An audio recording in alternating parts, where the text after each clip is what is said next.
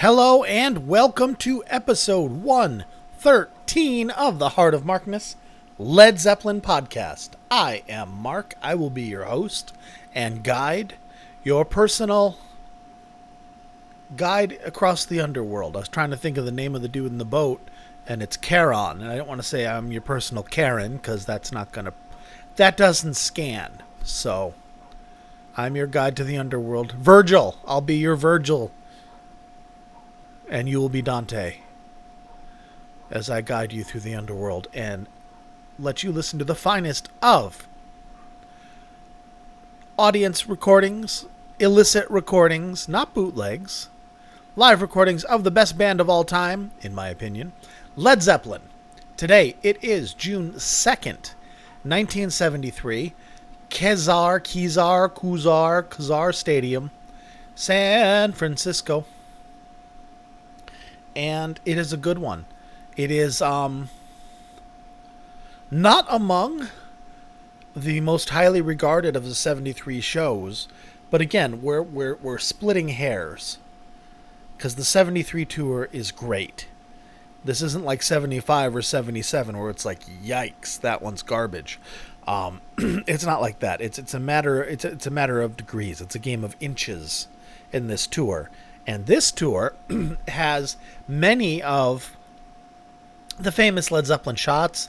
This is the show where that famous pic of Robert Plant holding the Dove in his hand with a beer and a cigarette in the other, a Heineken in the other hand, and Jimmy in the white shirt playing in front of, tens of thousands of people. It's right after Bonzo's birthday on the May 31st. And the next night, which is, I think it's at the LA Forum. I think I've covered that show already. The next night is a fucking scorcher. So this one is kind of like sandwiched between Bonzo's birthday and 3 days after. It's kind of the Jan Brady of the group. But it's good. And as Robert says at the end, the vibes are real.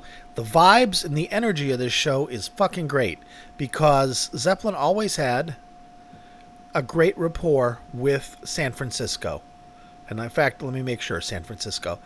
I'm definitely the kind of guy that would say San Francisco if it was LA. And I wouldn't know it until somebody tweeted me. Yes. Zeppelin always had a good run in San Fran. Oops, hang on a second.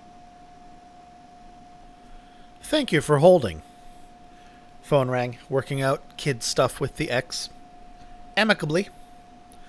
My youngest daughter is getting her second vaccine tomorrow. Oh my God, why are you doing that? You're letting the government just claim ownership on her, nullifying her baptism, registering her with the infernal beast. Well, she won't get the coronavirus that way and maybe die. So, there's that. But she may feel crappy tomorrow. Like I did, but she's also young, unlike me. So, we'll see. Anyway, none of that really has anything to do with Led Zeppelin or you guys, so that's why I hit pause, so you didn't have to listen to 7 minutes of us chatting. But I felt like I should catch you up since you're sitting there, waiting. Anyway, anywho, I'm just thinking of that one asshole on YouTube that's like, enough of the announcer, get to the music. It's funny, one negative comment sticks with me, and the dozens and dozens of great ones. Human nature's fucked. All right, where was I? Ah, yes, Kezar, San Francisco. This is an outdoor concert. Very, very large concert. Daytime. And it's great. It's really good. There's nothing wrong with it at all. Like I said, it's just sandwiched between Bonzo's birthday on the 31st of May and then 3 days after on June 3rd. So of the three of them, it is the odd one out. But the very, very end of the concert is in fact magic because of the aforementioned vibes. So we're going to listen to the last little bit of the concert.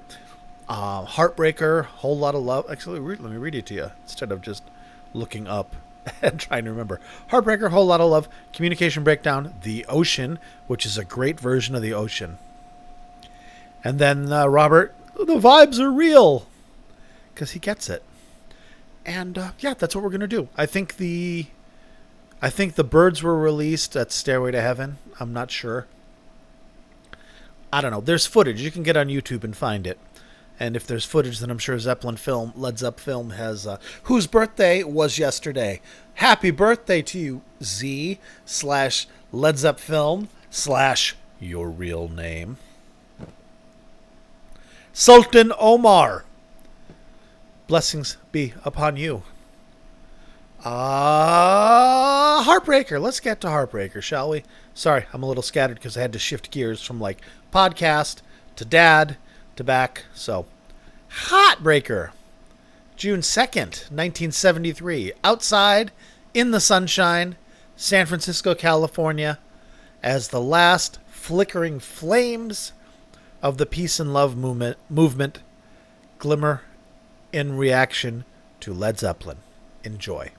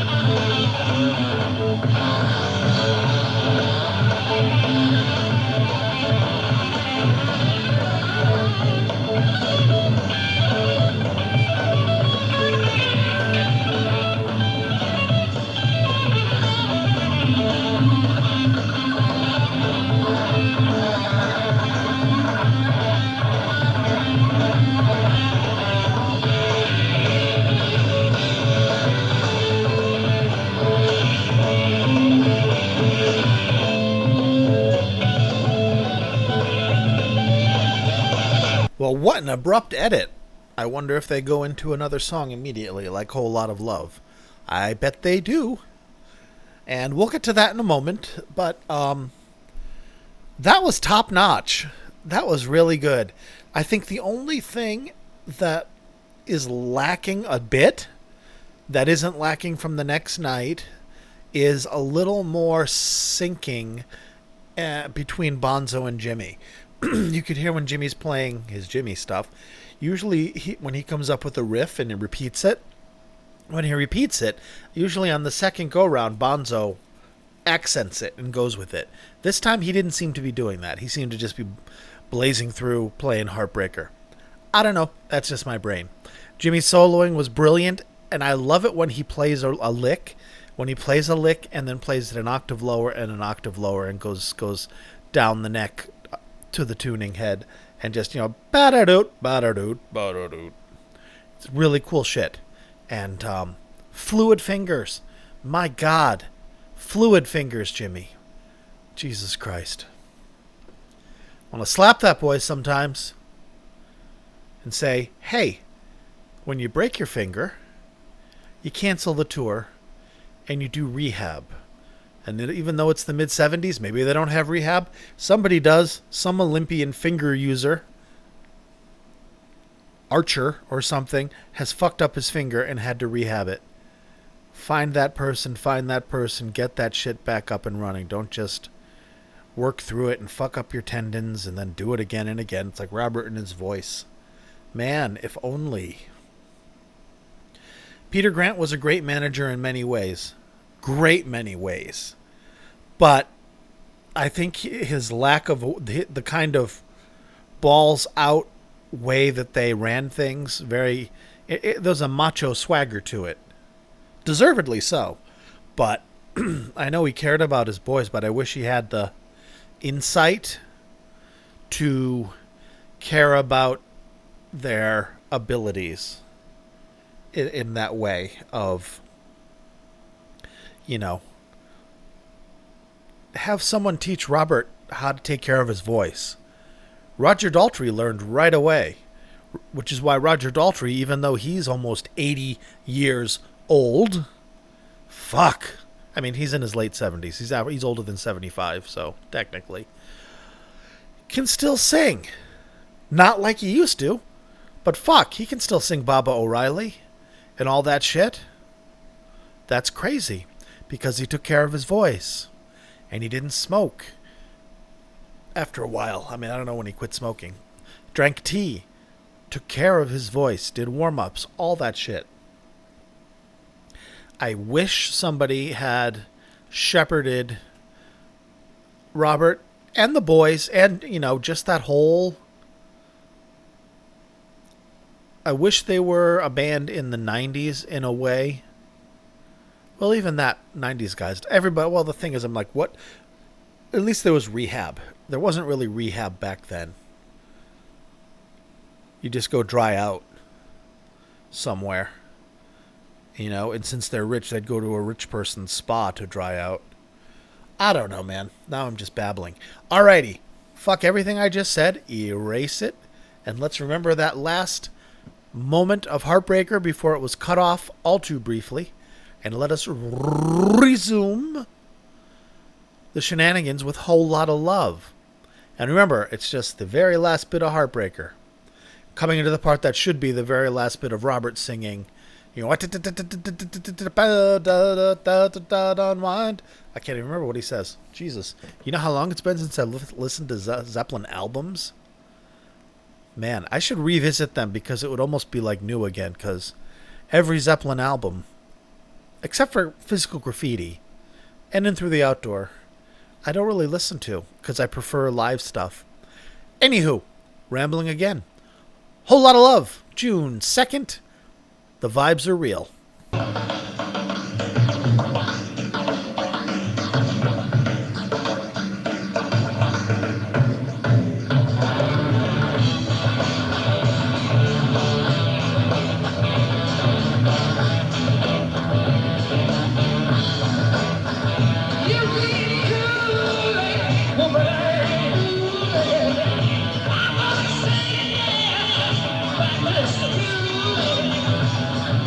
Way down.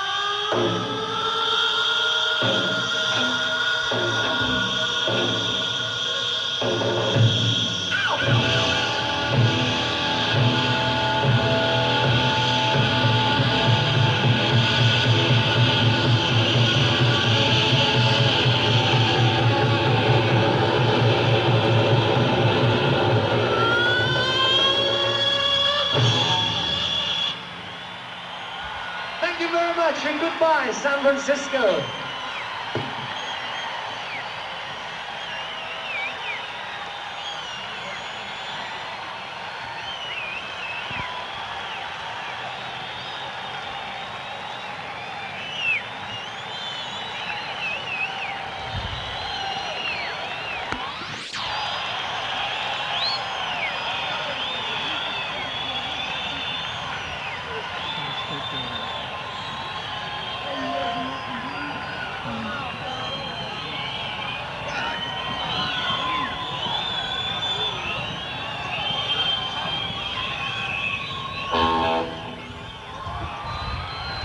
That was really good.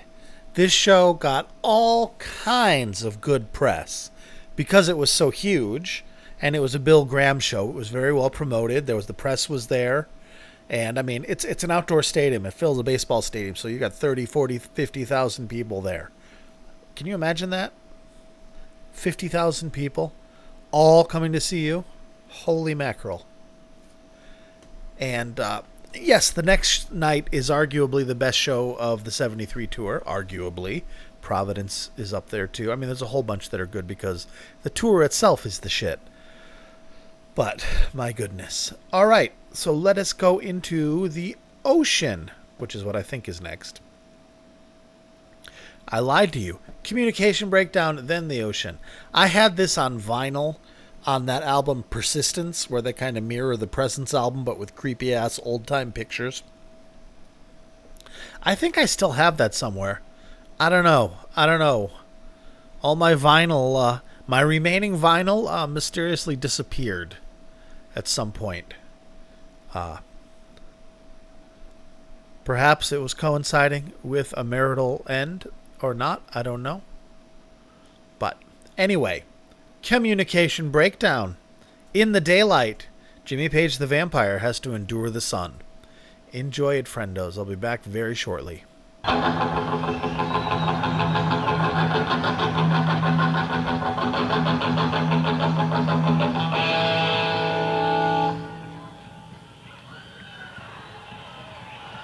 We seem to have more friends than we thought.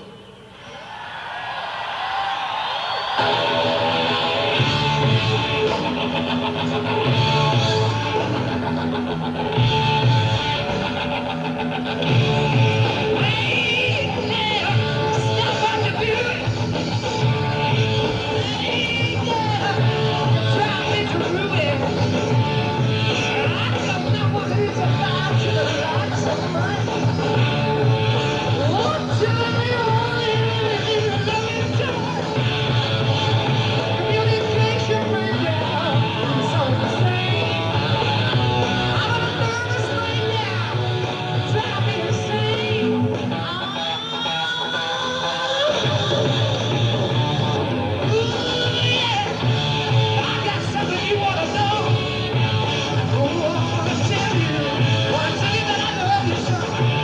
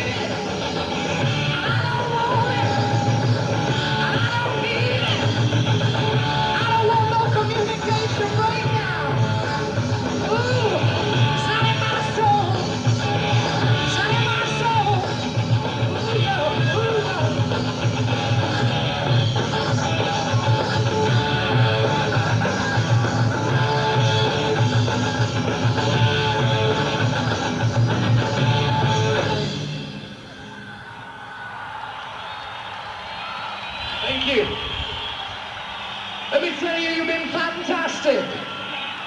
Fantastic. Next time we come, bring your friends. See ya. A good one. Bye-bye.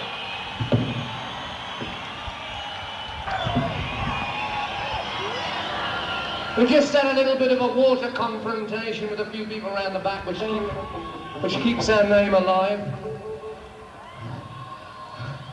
We'd like to thank Bill Graham for getting it all together. That man has given you more music in 8 years than anybody else has ever given any music to anybody anywhere else in the world. And I'm glad you realise it. I hope he pays for us to get home now. He never pays us any money. Beautiful. He never gives us any money. Bill Graham, huge. So yeah, a very, very fun, high spirits gig. Enjoyable, enormous. I mean, that's why the press were there. Bill Graham, of course, orchestrated it, but it's newsworthy because it's not every day that a band fills Kezar Stadium. I think Elton John did it. I mean, it was top. That's top tier. That's Rolling Stones, The Who, Elton John, and shit. At that point, probably weird shit like Grand Funk Railroad or Three Dog Night. You know, bands that had no staying power past the mid-70s. I don't know, man. I just work here. All right. You can find me on Twitter, Facebook, and YouTube under the nom de plume Heart of Markness. Facebook is a nice Facebook group, a little community that you are welcome to join and participate in. And I have a website, heartofmarkness.com, where you can find the complete shows that I cover, unless there's a reason I can't do that. And there's only a couple that are like that. So you go to heartofmarkness.com, you can download this. This is the audience soundboard merge of this show. I don't know who did it. Do I? I don't know who did it. Speed correction plus 3.3, removing 11 seconds of repeats before Dazed and Confused and after Moby Dick. And here is the set list. It's 3 discs if you wanted to burn it. Here's the set list. It's a 73 show, so it's no surprises. Robert Talks, Rock and Roll, Celebration Day, Black Dog, Over the Hills, Misty Mountain Hop, Since I've Been Loving You, No Quarter, The Song Remains the Same, The Rain Song, Dazed and Confused, Stairway to Heaven, Moby Dick, 30 minutes, Jesus Christ. Dazed and Confused, 31 minutes, Jesus Christ. Heartbreaker, Whole Lotta Love, Communication Breakdown, and what we're going to listen to right now, The Ocean, followed by a 12-second announcement that's like, get the fuck out, the show's over. Clocking into just under 3 hours of time. All right, friends. I'm not going to be a liar, so I'm going to play for you The Ocean. But before I do, on heartofmarkness.com, you will see a banner for Patreon. If you are interested in what I do, you like what I do and you like how I do it, and you're of a mind and have the means to do so, you are welcome to explore being a patron. Patreon.com/heartofmarkness, or just click the P button on heartofmarkness.com and you will see what I have to offer, including patron-only episodes that contain more esoteric stuff than what would be for a, mass consumption as it is. I just did one last night, and I got behind on it because I psyched myself out in doing it because I'm like, it's for the patrons. It has to be amazing. But my super amazing stuff is a very... I blew my wad on like the first 2 episodes, and then I was like, what do I do? And then I fell behind. But now I'm cranking them out just about one a week until I get caught out, and then it's once a month thereafter. And as a patron, you can also suggest shows, and if you pay enough, I must obey you. So, there you have it. So, a Laurel and Hardy handshake to these titans upon whose shoulders rests the Heart of Markness. Thank you to Picard, Knegarn, Jeff, Chris, Michael, Rob from Melbourne, Australia, Wayne, Brad, Danielle, Tracy, David, Mark, Other David, and Bonzo Billy. thank you very much, guys. I cannot say enough how grateful you make me. So, and special shout out to patron emeritus Jeremy, who created my logo and bought the microphone through which I am talking to you right now. All right, enough of that. Let's get to the ocean and listen to Mr. Bonham get the audience going. Enjoy it, friend. Vibes are real. This is a track after Houses of the Holy. It's about audiences. It's called The Ocean. We done fair already, but now we're steady, and then they went a 1, and a 2, and a 3, and a 4.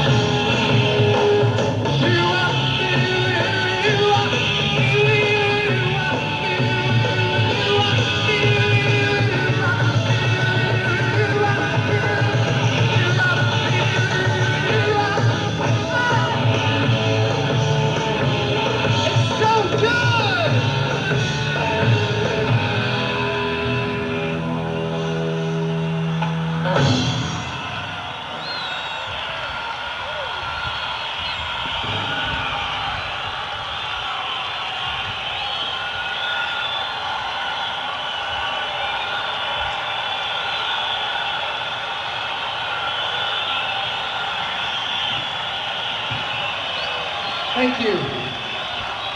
Thank you very much. I gotta tell you, this is the best vibes since the first time we played the Fillmore 5 years ago.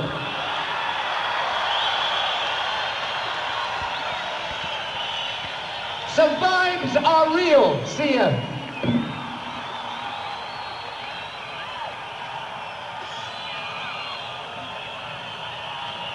Vibes are real, friends.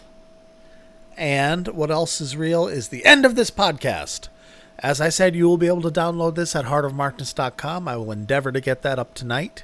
I've been doing a good job on that so far. Also put it up on YouTube tonight, too. That's been getting a lot of traction. Well, it's YouTube, so there's hundreds of millions of people on YouTube. So gets to see more eyes. Makes me happy. All right, friendos, thank you very, very much. I'll be back this weekend with a classic rock episode, probably. And if not, I will definitely be back next Thursday with another Led Zeppelin episode. All right, thank you so much. Be good to yourselves and each other. And thank you very, very much for listening. Good night.